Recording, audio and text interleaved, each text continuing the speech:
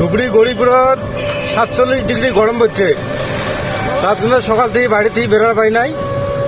এই তো এলা শ্যামল বেটা টোটো দিয়ে আমরা গরিপুর যেয়ে আছি। গরিপুর থেকে তারপরে ধুবড়ি যাবো।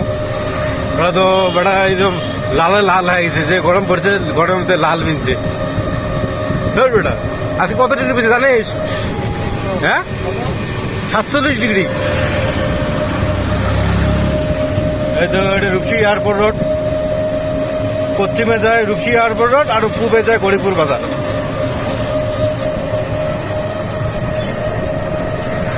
গরিপুরে 1 নম্বর ওয়ার্ড সুপার মার্কেট।